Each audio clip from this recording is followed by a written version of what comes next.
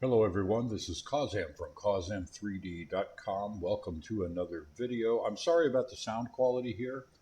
I'm in a hotel right at present, I've just got my headset and I'm working from a laptop here rather than my workstation. But I was answering a question about another issue with a customer, and it occurred to me that I should probably make a video on something that's entirely unrelated, and that is when you get too much eye glare in a scene. Right here we have Addie. This is Addie for Genesis 8, okay? And this applies to Genesis 8, 8.1, Genesis 9, any Genesis character. This is going to apply in pretty much the same way. As you can see, we have Addie here. She's wearing another iteration from the Victorian series. This is a part that is still under development. It should be released fairly soon. At any rate, I'm just going to go ahead and show you where that eye glare is coming from. This is the C3D concert stage. As you can see, I have it white. Okay, I want that white in this shot because it really reflects light back up onto Addie in a nice soft way.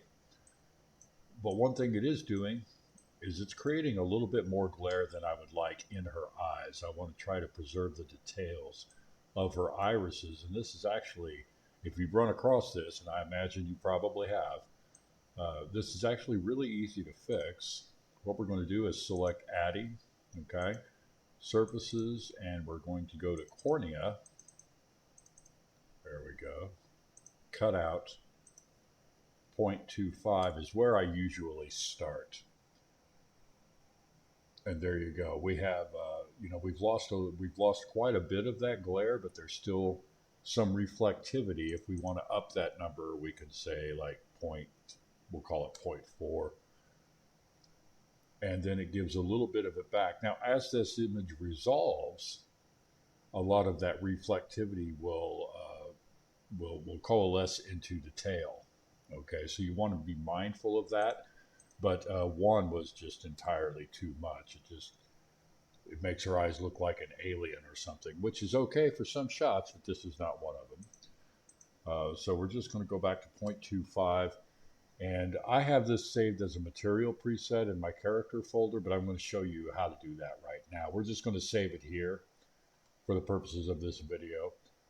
So make sure we have our character selected or some part of her, and we'll say File, Save as Material Preset.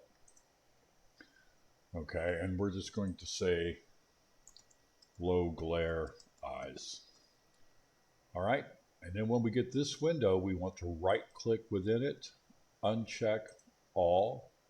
We're going to go to our cornea, geometry, cutout opacity, and we're going to select the value, not the image. Okay. That way, this will work for, let's say, if you lay another eye texture onto your character, another kind of eyes, another color of eyes, or something like that. If you don't click image, then it will not update the image. You can just control the glare with any kind of an eye texture that you select, and that's the idea behind that. Do not click image, only value. We'll hit accept, and this will combobulate a little bit. As I said, I'm on my laptop here, not my normal workstation, so it takes it a little bit longer.